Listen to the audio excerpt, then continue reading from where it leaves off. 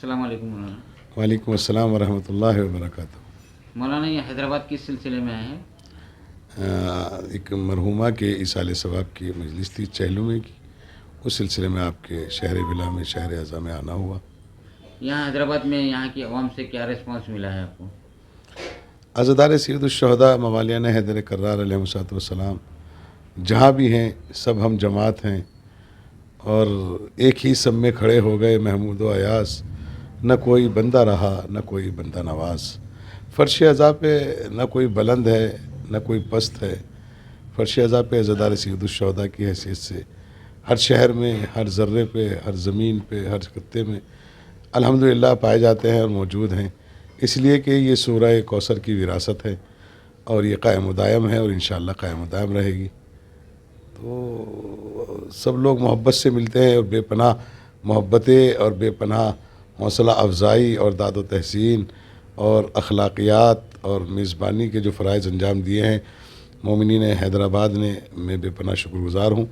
اور خصوصاً ان تمام حضرات کا شکر گزار ہوں جنہوں نے جو ہے وہ میری آواز پہ لبیک کہا اور میری گفتگو اور میرے خطاب کو جو ہے وہ اپنے لیے ایک بہترین تبرک سمجھا اور اپنے گھروں میں اور اپنی زندگی میں عمل میں لانے کی دعائیں. کتنے دن یہاں پر حیدرآباد میں آپ کا قیام ہے؟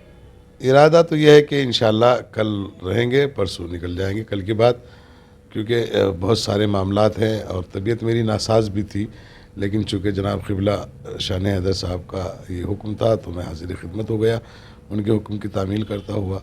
نہ طبیعت ناساز تھی، ابھی کچھ روز پہلے میرا ایکسیڈنٹ بھی ہو گیا تھا. لیکن الحمدللہ دعائیں اور خصوصاً جناب سیدہ طاہرہ سلام اللہ علیہ صدیقہ حضرت فاطمہ الزہرا سلام اللہ علیہ کا صدقہ اور ان کی نظر کرم کہ بخیر ہوں اور ان کا ذکر کر رہا ہوں. اور مولانا آپ جو آل انڈیا شیعہ پرسنل لا بورڈ کے سیکریٹری ہے، 2 مہینے پہلے جو لکھنؤ میں جو میٹنگ ہوئی تھی اس کے بعد ابھی 2 دسمبر کو جو ہے نا بامبے میں آل انڈیا شیعہ پرسنل لا بورڈ کی میٹنگ ہے.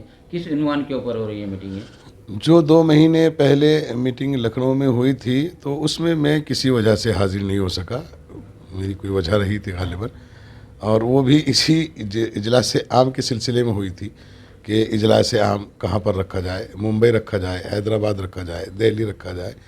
تو وہ اس وقت کے حالات کو دیکھتے ہوئے اور اپنی سہولیات کو دیکھتے ہوئے اور مومنین کی آواز کو دیکھتے ہوئے جو ہے وہ ممبئی کا انتخاب ہوا. ممکن ہے کہ آئندہ برس اگر مومنین حیدرآباد کا اس میں تعاون رہا اور محبت شامل رہی تو ممکن ہے کہ آئندہ برس جو ہے وہ حیدرآباد میں رکھ پائیں یا گجرات میں رکھ پائیں. ہمارا مقصد یہ ہے کہ ہم ہر بستی، ہر قریے، ہر شہر تک جہاں بھی محبان اہل بیت علیہ السلام موجود ہیں ان کی خیر خواہی کے لیے مذہبی اور اخلاقی اور سماجی اور قانونی اور دینی اور کاروباری مسائل پر جو ہے وہ گفتگو کی جائے اور علماء جو ہے وہ یکجہتی کے اعتبار سے جو ہے وہ ایک ساتھ آواز اٹھائیں اور قوم کے لیے جو ہے وہ ہم خیال ہوں اور وہ قوم کے مددگار ثابت ہوں. اس لیے ہمارا مقصد یہی ہے اور اس کے علاوہ ہمارا کوئی اپنا ذاتی اور مقصد قبلہ نہیں. جو شیعہ پرسنل لا بورڈ کی جانب سے جو جنت البقیع کے تعلق سے کچھ نمائندگی کی گئی تھی، اس تعلق سے کیا ہوا ابھی تک کی کوئی؟ جنت البقیع کے تعلق سے مجھے ایک شعر یاد آتا ہے، میں ہر سال اس کو دہراتا ہوں. شہید کا شعر ہے، وہ کہتے ہیں کہ بڑا عجیب سا شعر ہے جناب زہرا صلوات اللہ علیہ کے لیے. اے خاک مدینہ تیری گلیوں میں ابھی تک ہم بنت پیمبر کی لہر ڈھونڈ رہے ہیں. ہمارا پہلے روز سے ہی جو ہے انہدام جنت البقیع کو لے کے احتجاج ہے اور ہر سال ہم کرتے ہیں. ہمارے زید احمد چمن بھائی صاحب جو دہلی میں ہیں وہ بھی اور تمام دیگران مومنین مومنات جوانان اور قوم کے تمام ہی بستی قریہ شہر اسٹیٹس سے لوگ جمع ہوتے ہیں اور ہر جگہ سے ایک احتجاج کی آواز بلند ہوتی ہے کہ جناب زہرا صلوات اللہ علیہ بنت حضرت محمد مصطفیٰ روحنا ارواح الفدا صلی اللہ علیہ وسلم کی روزے کی تعمیر کی جائے. اور ہم جب تک یہ آواز بلند رکھیں گے جب تک روزہ تعمیر نہ ہو جائے. سعودیہ حکومت کو ہم ہر سال میمورنڈم دیتے ہیں اور ہر سال اپنا احتجاج درج کراتے ہیں. قبلہ فخر ملت مولانا یعصوب عباس صاحب اور ہمارے اور بزرگان اور علماء اور ذاکرین شعراء محبان اہل بیت وہ سب اس آواز پہ لبیک کہتے ہیں اور سب ایک ساتھ جو ہے احتجاج میں شریک ہوتے ہیں. انشاءاللہ یہ بھی وقت آئے گا کہ ہماری دعا بھی ہے اور ہماری یقین بھی ہے کہ بہت جلدی وقت آنے والا ہے کہ سعودیہ حکومت جو ہے وہ اس طرف جو ہے وہ بہتر سے بہتر اقدام اٹھائے گی اور ہمیں اس کا موقع دے گی کہ ہم جناب صدیقۃ الطاہرہ سلام اللہ علیہا کے روزے کی تعمیر کریں۔ اور ایک بات، آل انڈیا شیعہ پرسنل لا بورڈ کے جو جنرل سیکریٹری صاحب ہے یاسوف عباس صاحب، جو ٹرپل طلاق کے اوپر جو ایشو اٹھایا گیا تھا، جس کے اندر عورت کو بھی اسی طرح کا مقام ملنا چاہیے جس طرح مرد کو ملنا جاتا ہے، جس میں 4 سال کے اندر بھی اگر کوئی مرد کا آنا جانا اگر برابر نہیں رہا تو عورت کو اس کا حق ہے کہ اس کو طلاق دے سکتا ہے شوہر بول کے، اس تعلق سے آپ کا کیا تھا؟ دیکھیے، آل انڈیا شیعہ پرسنل لا بورڈ نے جس وقت اس بورڈ کی بنیاد رکھی تھی، خطیب اکبر مرزا محمد اطہر صاحب نور اللہ مرکزہ اور ان کے تمام ہم نوا، ہم خیال، ہم مجاز، ہم طبیعت، ہم عقیدہ جو بھی افراد تھے اس کی بنیاد رکھنے میں، تو سب سے پہلے جو ہے، جب تو یہ مدعا اٹھا بھی نہیں تھا ہندوستان میں، سب سے پہلے جو ہے وہ انہوں نے ماڈرن نکاح نامہ تیار کیا تھا، اور آپ شیعہ پسند لا بورڈ کا نکاح نامہ پڑھیے گا، اس میں تمام شرائط اور تمام قواعد اسلامیہ اور تمام احکامات غالباً اس میں درج کیے گئے ہیں، اس کو آپ پڑھیے گا تو اس میں آپ کو سب چیزیں مل جائیں گی۔ جہاں تک ٹرپل طلاق کا مسئلہ ہے، تو ٹرپل طلاق کے مسئلے میں ہمارا فقہ جعفریہ یعنی شیعہ اثنا عشریہ جو ہے وہ اس کا قائل نہیں ہے۔ وہ طلاق کے سلسلے میں یہی کہتا ہے کہ 2 گواہ ہوتے ہیں، اور جو ہے وہ حالانکہ نکاح میں گواہ کی شرط نہیں ہے جہاں تک میرا علم ہے، جہاں تک میرا اپنا مطالعہ فقہ میں، لیکن طلاق میں جو ہے وہ گواہ شاہد ہونے ضروری ہے، اور وہ بھی ایسے گواہ ہوں جو استغفار کر سکیں اور جو توبہ کر سکیں اور جو عدالت سے تقریباً قربت رکھتے ہوں اور عدالت پر فائز ہوں۔ یہ تقریباً یہ سب چیزیں اس میں ہوتی ہیں۔ نہیں، اس میں کہا گیا تھا کہ مرد اگر 4 سال تک آنا جانا اگر برابر نہیں رہا تو اس کو عورت کو حق ہے کہ اس کو چھوڑ سکتے، کھلا دے سکتے۔ ہاں، میں نے آپ کی خدمت پہلے ہی عرض کیا ہے کہ وہ تمام مسائل اور وہ تمام چیزیں جو ہے وہ شیعہ پرسنل لا بورڈ نے جو ماڈرن نکاح نامہ نکالا تھا وہ اس میں درج ہیں۔ وہ آپ اس میں ایک بات یہ کے بعد دیگر جو ہے اسے دیکھیے گا اور اس کو رائج کیجیے گا۔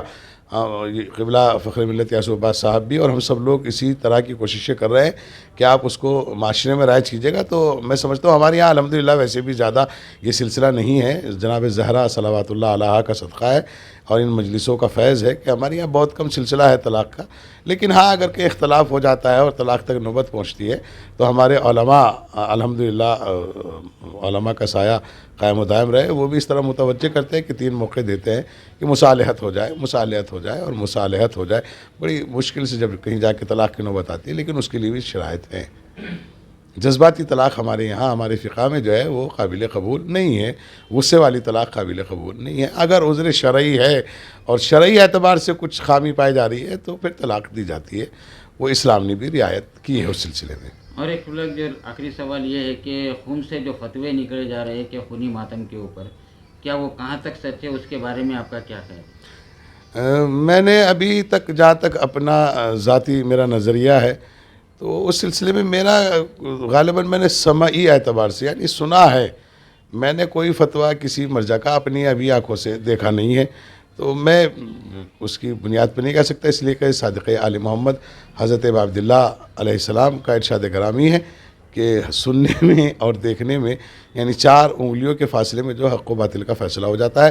جو چیز کانوں سے سنی جاتی ہے ممکن ہے کہ وہ حق ہو نہ ہو، جو چیز آنکھوں سے دیکھی جاتی ہے تو وہ نہیں۔ اس سال حیدرآباد میں جو خونی ماتم کو لے کر کافی ایشو اٹھے تھے، اس بارے میں آپ کا کچھ؟ تو خونی ماتم کے سلسلے میں علماء حیدرآباد وہ ہیں وہ جو ان کو وہ مجھ سے بہتر سمجھتے ہیں اور ہم سے بہتر واقفیت رکھتے ہیں، وہ زمینی اعتبار سے انہوں نے جوابات دیے ہوں گے۔ اور جو عزائے امام حسین علیہ السلام میں میرا اپنا نظریہ میری اپنی ذاتی فکر یہ ہے کہ جو بھی شے عظمت محمد اور آل محمد کو بلند کرتی ہو وہ سب جائز ہے۔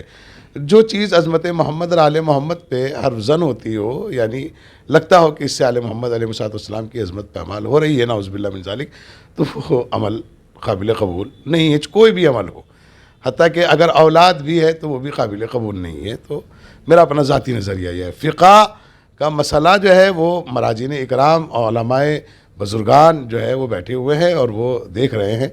تو میں سمجھتا ہوں جہاں تک میں نے قبلہ مرجع وقت علی قدر سید علی سستانی فضل اللہ یا مرجع وقت علی قدر جناب بشیر حسین نجفی صاحب قبلہ یا دیگر مراجعین اکرام جو میں نے دیکھا ہے، نہیں، مجھے نہیں، ان کے پاس سے کوئی ایسا فتویٰ تو نہیں میرے سامنے گزرا. کیا ہم ان کو فالو کرنا چاہیے مرجان کو؟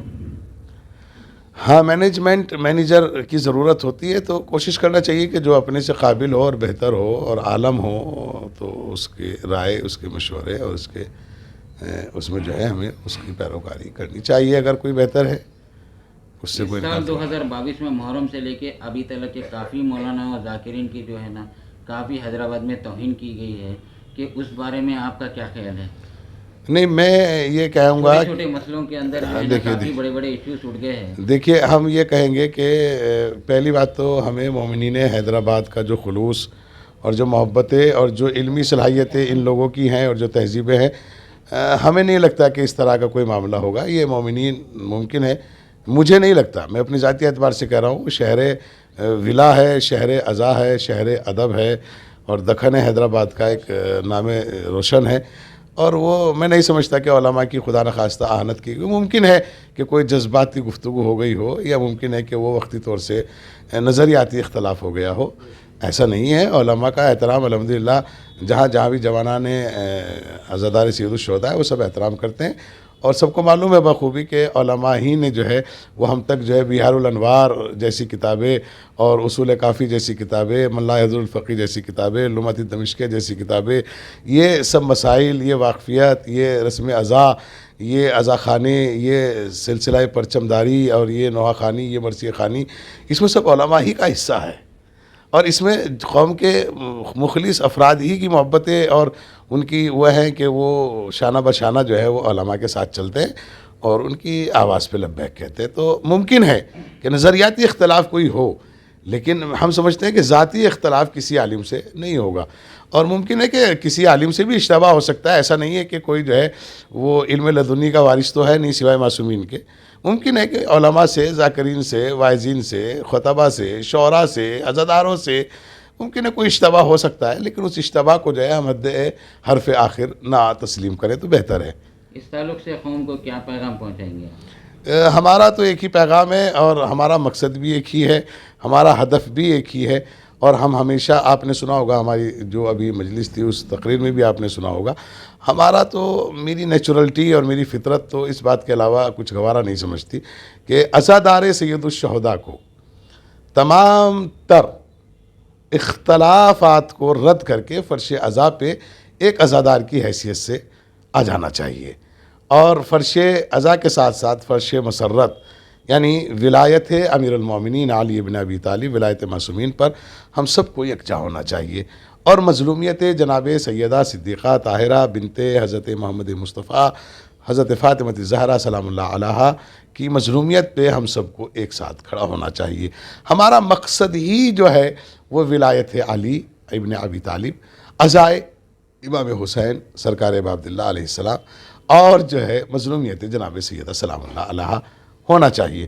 اس لیے کہ جب ہم بہت معرفت کے قریب جاتے ہیں تو ہمارے پاس ایک ہی باب کھلتا ہے، اور وہ باب ہے یا تو ہم اولاد جناب سیدہ طاہرہ سلام اللہ علیہا ہیں، یعنی جو اپنے آپ کو سادات کہتے ہیں وہ اولاد کہتے ہیں آپ کی نسبت ان کی طرف سے، اور جو کہتے ہیں کہ ہم شیعہ ہیں تو وہ دعائے جناب سیدہ فاطمہ زہرا صدیقہ سلام اللہ علیہا ہے. لہٰذا ان تینوں معاملات میں ہم سب کو نظریاتی یا اشکالات کی جنگ سے الگ ہٹ کر جو ہے ان تینوں معاملات پہ ہم کو ہمیشہ متحد رہنا چاہیے. اور ولا کے معاملے میں، عزا کے معاملے میں، مظلومیت سیدہ سلام اللہ علیہ کے معاملے میں ہمیں کوئی کمپرومائز نہیں کرنا چاہیے. یہ میرا اپنا ذاتی نظریہ ہے، اور میں خصوصاً اپنے جوانوں کو اور خصوصاً اپنی بیٹیوں کو اور اپنے بیٹوں کو، فرزندان جناب زہرا اور دعائے جناب زہرا سلام اللہ علیہا سے میں گزارش کروں گا کہ وہ حجاب کو بہت ہی عظیم تبرک سمجھ کے جو ہے وہ حجاب کو قائم کریں. اور دوسرا اپنے جوانوں سے کہوں گا کہ وہ باوضو رہیں، اس لیے کہ نہیں معلوم ہے کہ امام کی آمد کب آپ کو دعوت حق کے لیے آواز دے. باوضو رہنا چاہیے اور کوشش کرنی چاہیے کہ جس فیلڈ میں بھی وہ ہیں اس میں امانت، دیانتداری، کردار اور حسن اخلاق کا مظاہرہ کرنا چاہیے. جب آپ اچھے حسن اخلاق کا مظاہرہ کریں گے، دیانتداری کریں گے اور امانت داری کریں گے تو آپ کوئی تعارف کرانے کی ضرورت نہیں ہے کہ ہم فرش عزا کے عزادار ہیں، بلکہ وہ خود پوچھیں گے کہ آپ کون ہیں. پھر آپ یہ کہنا ہم ان کے چاہنے والے ہیں جنہوں نے عالم بھوک و پیاس میں، عالم غربت میں بھی ہم جیسے عزاداروں کے لیے تبرک کا اہتمام کیا، مرنے سے پہلے کفن کا اہتمام کیا، غریب الوطن ہونے کے بعد وطن کی دعوت دی. ہم ان کے چاہنے والے ہیں اور ان کے ماننے والے ہیں. ہم دعا کرتے ہیں کہ اللہ ہم سب کو نیک اور ایک ہونے کی توفیق عطا فرما. وآخر دعوانا الحمدللہ رب العالمین.